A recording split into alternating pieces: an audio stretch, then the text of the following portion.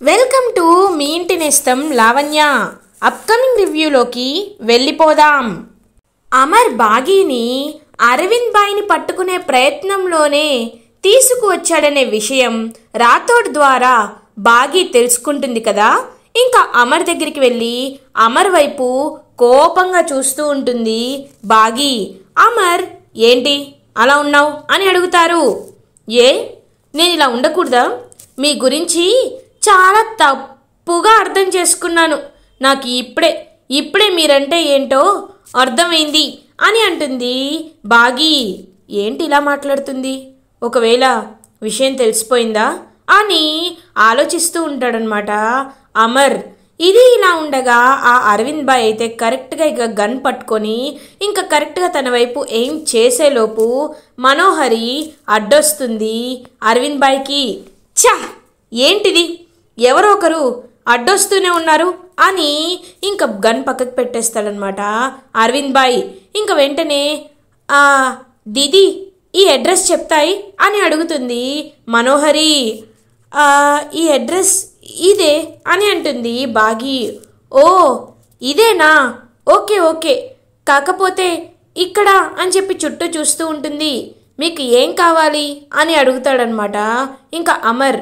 మాకు ఈ వ్యక్తి గురించి కావాలి కానీ ఎక్కడ కనిపించట్లేదు అని చెప్పి ఇంకా కావాలనే గేమ్స్ ప్లే చేస్తూ ఉంటుందన్నమాట మనోహరి వీళ్ళిద్దరిని ఖచ్చితంగా నేను డైవర్ట్ చేసే తిడతాను అని చెప్పి అలా ఇంకా తీసుకువెళ్తూ ఉంటుందన్నమాట అమర్ని. కరెక్ట్గా అదే టైంకి ఆ అరవింద్ అమర్కి కనబడతాడు. వెంటనే ఇంకా అమర్ అరవింద్ భాయ్ దగ్గరికి వెళ్తాడు. వెనకాల అరవింద్ చూసేసరికి అక్కడ అమర్ భాయ్ కనబడతాడు. వెంటనే అమర్ భాయ్ని గట్టిగా పట్టుకొని ఇంకా బాగా కొడుతూ ఉంటాడనమాట అమర్. ఇంకా అలా కొడుతూ ఇంకా అమర్నైతే బాగా రేయ్ నువ్వు తప్పించుకున్నావని తెలుసు కానీ నా ఫ్యామిలీ జోలికే వస్తావా అని చెప్పి ఇంకా అమర్ అయితే బాగా కొడుతూ ఉంటాడనమాట అతన్ని. ఇంకా అరవింద్ బాయ్ తప్పించుకొని పారిపోయే ప్రయత్నం చేస్తూ ఉంటాడు. కరెక్ట్గా అదే టైంకి ఇంకా రాథోడ్ పరిగెట్టుకుంటూ ఆ అరవింద్ బాయ్ని గట్టిగా పట్టుకుంటాడు. సార్ కొట్టండి సార్, వీడిని కొట్టండి అని చెప్పి ఇంకా పడా కొడుతూ ఉంటాడనమాట అమర్. ఇంకప్పుడే పోలీసులకు కాల్ చేసేసరికి ఇంకా వాళ్ళందరూ వచ్చి అరవింద్ బాయ్ని అరెస్ట్ చేసి తీసుకువెళ్తారు. అమర్, నన్ను మళ్ళీ నువ్వు తప్పించుకున్నాననుకుంటున్నావేమో కానీ గుర్తుపెట్టుకో, నీ చావు నీ వాళ్ళ చావు నా చేతుల్లోనే అని ఇంకా అలా వెళ్ళిపోతాడు అరెస్ట్ అయ్యి అరవింద్ బాయ్. అమర్ బాగీ దగ్గరికి వస్తాడు. వచ్చి నీకేమీ కాలేదు కదా అని అడుగుతాడు. నాకేం కాలేదండి, మీరెలా ఉన్నారు అని పాపం చాలా ప్రేమగా చెప్తూ ఉంటుందన్నమాట బాగీ. చూస్తూ ఉంటుంది అమర్ పాపం ప్రేమగా బాగీ వైపు చూస్తూ ఉంటాడు. థ్యాంక్స్ మిస్ అమ్మ అని అంటాడు. నాకెందుకు థ్యాంక్స్ చెప్తున్నారు అని అడుగుతుంది బాగీ. చూడు మిస్ అమ్మ, వాడు నన్ను నమ్మి ఫాలో అయ్యి వచ్చాడంటేనే దానికి అర్థం వాడు నీతో నేనున్నానని నమ్మాడు. నువ్వు లేకపోతే వాడు నన్ను ఫాలో అయ్యేవాడు కాదు. కాబట్టి నీ వల్లే వాడిని వాళ్ళ పట్టుకోగలిగాం. కాబట్టి నీకు థ్యాంక్స్ చెప్తున్నాను మిస్ అమ్మ అని అంటాడు. ఇంకా పాపం తనైతే అమరైతే ఇంకా అలా బాగి అమర్ వైపు చూస్తూ ఉంటుంది. చూడండి, మీరు నేను వేరు కాదు, మీరు నేను ఒకటే. మీరు నన్ను భార్యగా ఒప్పుకోకపోయినా నేను మాత్రం ఎప్పటికీ మిమ్మల్ని ఒక భర్తగానే భావిస్తాను అని ఇంకా అమర్ని పాపం హక్ చేసుకుంటుందన్నమాట బాగీ. అలా ఇంకా బాగీ వైపు చూస్తూ ఉంటాడు అమర్.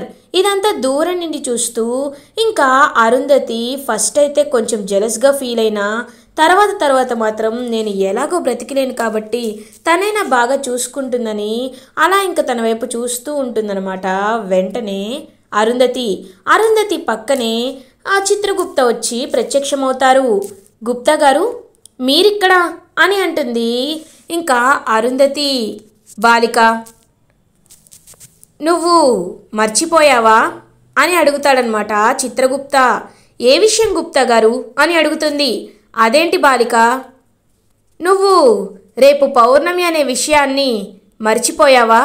రేపే కదా నీవు ఎవరో ఒకరి శరీరంలోకి ప్రవేశించాల్సింది అని అంటారు చిత్రగుప్త. ఇంక వెంటనే అరుంధతి ఆలోచనలో పడుతుంది. గుప్తా గారు, నేను ఎవ్వరిలోకి రాను అని చెప్పాను కదా, మళ్ళీ నన్ను ఎందుకు ఇలా మీరు అడుగుతున్నారు అని అడుగుతారు.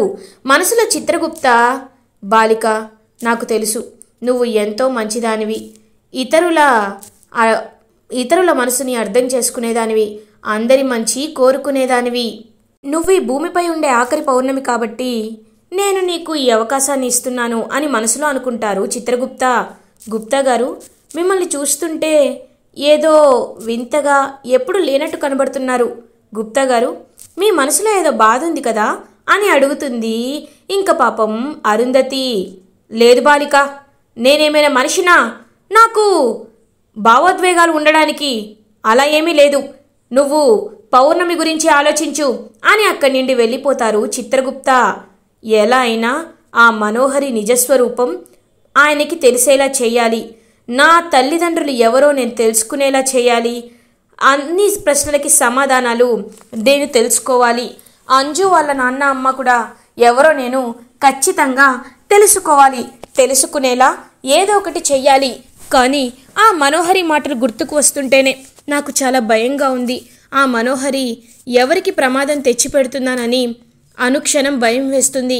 ఖచ్చితంగా మనోహరిలోకి నేను ప్రవేశించి తను చేసే ప్రమాదాన్ని నేను ఆపాలి అని చెప్పి ఇంకా ఆలోచిస్తూ ఉంటుందన్నమాట అరుంధతి.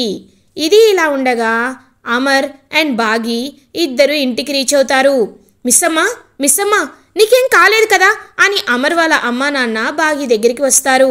నాకేం కాలేదత్తయ్యా, ఏం కాలేదు మావయ్య, అంతా ఆయనే చేశారు, కానీ ఆ అరవింద్ని పట్టుకున్నారు అని అంటుంది మిస్సమ్మ. ఇంక వెంటనే అమర్ వాళ్ళ అమ్మా నాన్న అమర్తో, రేయ్, ఏదైనా సీక్రెట్ ఆపరేషన్లు ఉంటే నువ్వెళ్ళొచ్చు కదా, పాపం అమాయకురాలైనా మిస్సమ్మని ఎందుకు తీసుకువెళ్ళి బలి చేయాలనుకుంటున్నావు అని అడుగుతారు.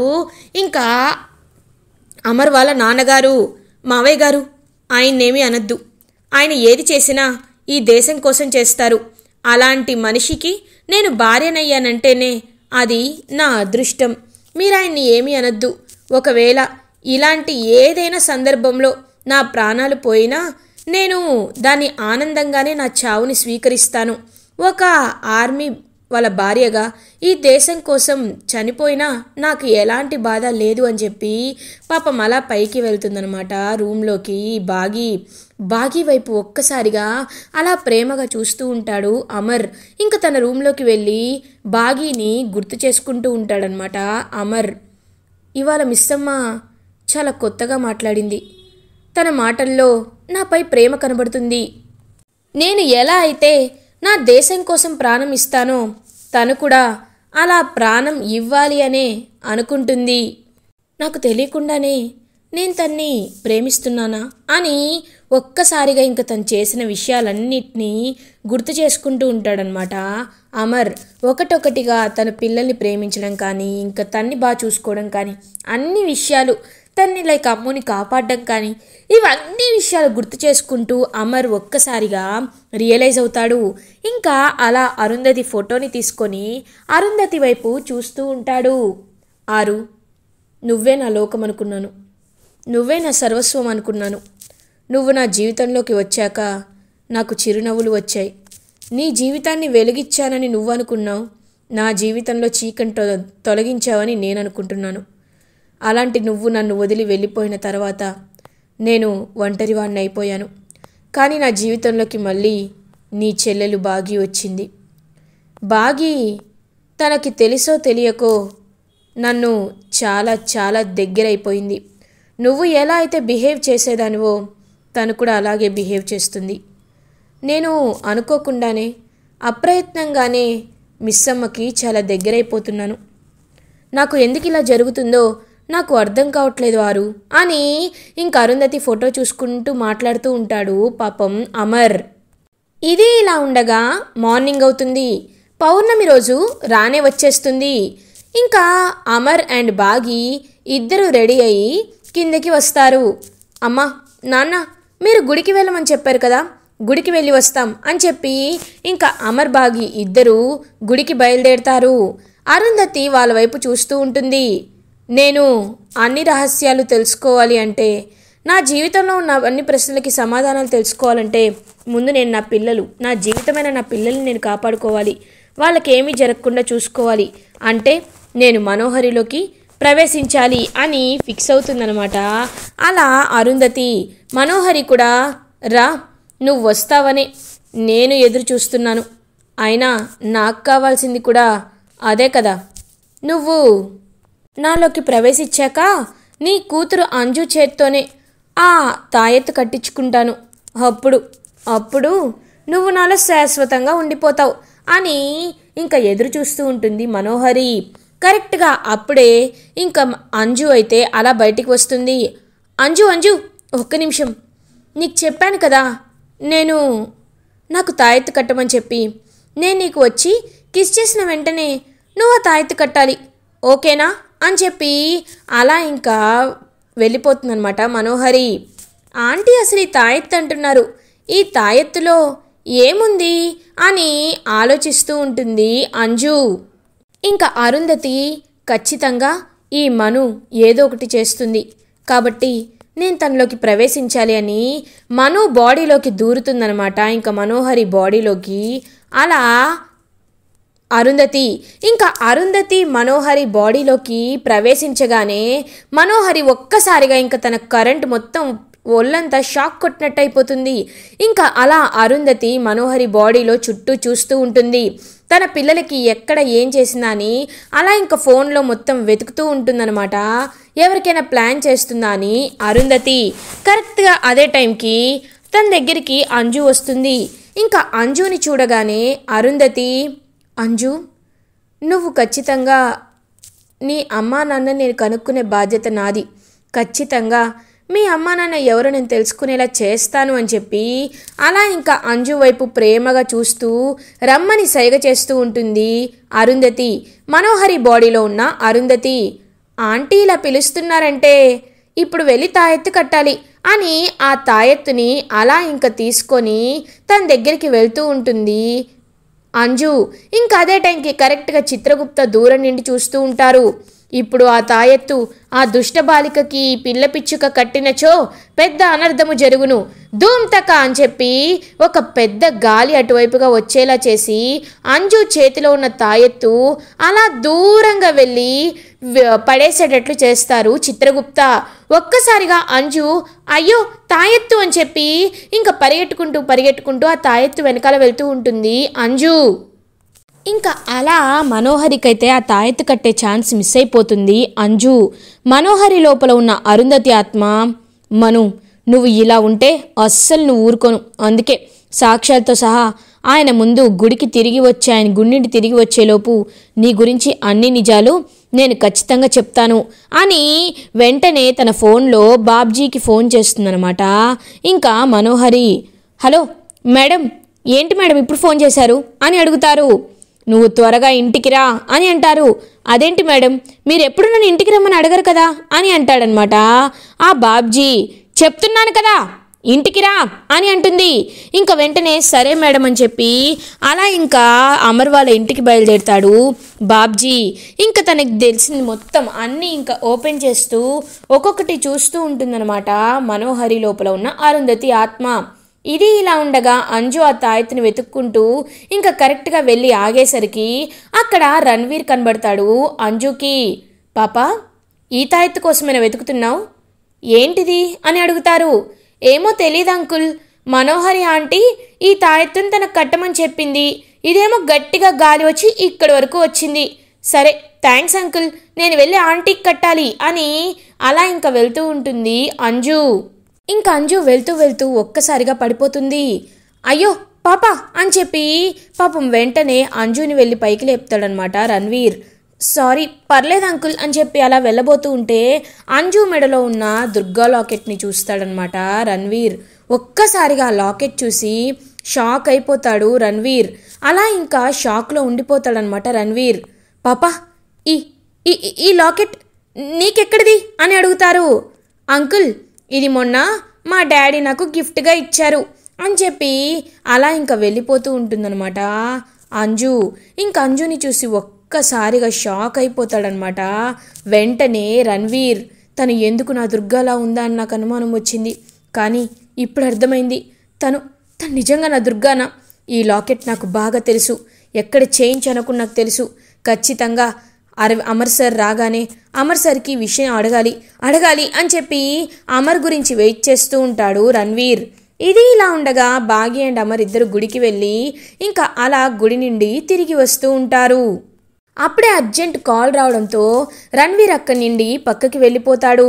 అదే టైంకి ఇంకా అమర్ అండ్ బాగి ఇద్దరు లోపలికి రాగానే మనోహరి రండి, మీ గురించే ఎదురు చూస్తున్నాను రండి అని చెప్పి ఇంకా లోపలికి పిలుస్తూ ఉంటుంది. మనోహరి ఏంటి అలా మాట్లాడుతున్నావు అని అడుగుతుంది బాగి. నేను చెప్పేది సైలెంట్గా వినండి. బాబ్జీ అని పిలుస్తుంది మనోహరి. ఒక్కసారిగా బాబ్జీ అక్కడికి వస్తాడు. చెప్పు బాబ్జీ, అరుంధతిని చంపింది ఎవరు? అరుంధతిని చంపింది ఎవరు బాబ్జీ అని అడుగుతుంది మనోహరి. ఒక్కసారిగా అమర్ షాక్ అయిపోతాడు. అంటే ఇతనికి నా అరుణ్ చంపింది ఎవరో తెలుసా అని అడుగుతాడు అమర్. తెలుసు అని అంటుంది మనోహరిలో ఉన్న అరుంధతి ఆత్మ.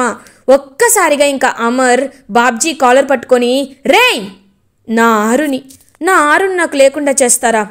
చెప్పు, ఎక్కడ, ఎవరు నా ఆరుని నిన్ను చంపమని చెప్పారు? చెప్పకపోతే కాల్ చేస్తా, చెప్పు అని గట్టిగా అరుస్తాడనమాట. ఇంకా అమర్ అరిచేసరికి ఒక్కసారిగా ఇంకా నిజాన్ని ఇంకా అలా చూస్తూ ఉంటాడనమాట. బాబ్జీ చెప్పకపోతే నీ ప్రాణాలు తీస్తాను చెప్పు అని గట్టిగా అడిగేసరికి, సార్ నిజం చెప్తాను సార్, నా బిడ్డ మీద ఒట్టేసి చెప్తున్నాను సార్. ఇదిగో ఈ మనోహరి మేడమే నన్ను అరుంధతి మేడంని లారీతో డాష్ ఇచ్చి చంపేయమన్నారు సార్. యాక్సిడెంట్ చేయమని నాకు చాలా డబ్బులు ఇచ్చారు అని అరుంధతిని యాక్సిడెంట్ చేయించింది మనోహరి అనే విషయాన్ని బాబ్జీ నోటితో చెప్పిస్తుంది అరుంధతి. ఒక్కసారిగా షాక్ అయిపోతాడనమాట అమర్. మనో, నువ్వు ఆరుని చంపించావా? అసలు ఆరు నిన్ను తన సొంత మనిషిలా చూసుకుంది, అలాంటిది అని చెప్పి వెళ్ళేలోపు ఇంకా అక్కడ ఒక అద్దం కనబడుతుంది బాగీకి. ఏమండి ఒకసారి చూడండి అని అంటుంది. మనోహరి ఒక అద్దం ఎదురుగా నించునేసరికి అందులో అరుంధతి కనబడుతుంది. ఒక్కసారిగా బాగి అండ్ అమర్ షాక్ అయిపోతారు. నేను మనోహరిని కాదు, అరుంధతినిగా మనోహరిలోకి ప్రవేశించాను. కానీ ఏవండి, మీకు ఒక నిజం చెప్పాలనుకుంటున్నాను. మిస్సమ్మ, నీకు కూడా ఒక నిజం చెప్పాలనుకుంటున్నాను. నేను చావడానికి కారణం మనోహరే. నాకు తెలుసు మీరు ఈ విషయం చెప్తే తన్ని చంపేస్తారని, కానీ తను మనకి ఏం పని చేసిందో అదే మనం తిరిగి చేస్తే వాళ్ళకి మనకి తేడా ఉండదు. తను నన్ను చంపిందని మీరు తన్ని చంపేస్తే మీరు మనిషి అనిపించుకోరు. కాబట్టి మీరు క్షమించండి. ఈ భూమిపై అన్నిటికంటే విలువైనది క్షమాపణ. ఆ క్షమాభిక్షని మనోహరికి ఇచ్చేయండి. తను నా వల్లే బ్రతికిందని జీవితంలో గుర్తుపెట్టుకోవాలి, ఖచ్చితంగా గుర్తుపెట్టుకోవాలి అని అంటుంది పాపం అరుంధతి. అరు అని వెళ్ళి ఆ మిర్రర్ని టచ్ చేస్తూ ఉంటాడు. పాపం చాలా ఎమోషనల్గా ఫీల్ అవుతాడు అమర్.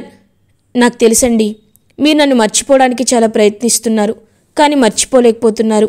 కానీ ఒకటి మాత్రం నిజం, ఈ భూమిపై నా అంత ప్రేమగా మిమ్మల్ని ఎవరు చూసుకోలేరు అనుకున్నాను. కానీ ఆ ప్లేస్లోకి మిస్సమ్మ వచ్చింది. మిస్సమ్మని కూడా నాలాగే ప్రేమించండి. నేను ఇంకిక్కడ ఉండనని నాకు అర్థమైపోతుంది అని పాపం అలా మనోహరి బాడీ వదిలేసి వెళ్ళిపోతుంది అరుంధతి. వెళ్ళిపోతున్న అరుంధతి వైపు చూస్తూ ఉండిపోతారనమాట పాపం అలా అమర్ అండ్ బాగి. ఇదంతా దూరం నుంచి రణ్వీర్ కూడా గమనిస్తాడు. ఇంకా వెంటనే అమర్ దగ్గరికి వచ్చి, జీ నన్ను క్షమించండి. ఇన్నాళ్ళు ఆస్తి కోసం నా కూతురిని వెతికాను, కానీ ఇప్పుడు నా కూతురు ఎవరో నాకు తెలిసిపోయాక నేను ఇంకా మూర్ఖంగా ఉండడం కరెక్ట్ కాదని నాకు అర్థమైంది. సార్, నా కూతురు ఎవరో కాదు సార్, నా కూతురు దుర్గా, అంజునే నా కూతురు దుర్గా. తన్ని నాకు ఇచ్చేయండి సార్. ఈ మనోహరి సంగతి నేను చూసుకుంటాను అని చెప్పి ఇంకా అలా మనోహరిని తీసుకువెళ్తూ తనకు ఒక తగిన శిక్షను విధిస్తాడు రణ్వీర్. ఇలా ఎపిసోడ్ ఎండ్ అవుతుంది. ఫర్దర్ ఎపిసోడ్ రివ్యూస్ ముందుగా మీకు కావాలి అనుకుంటే మా ఛానల్ని సబ్స్క్రైబ్ చేసుకోండి. Thanks for watching.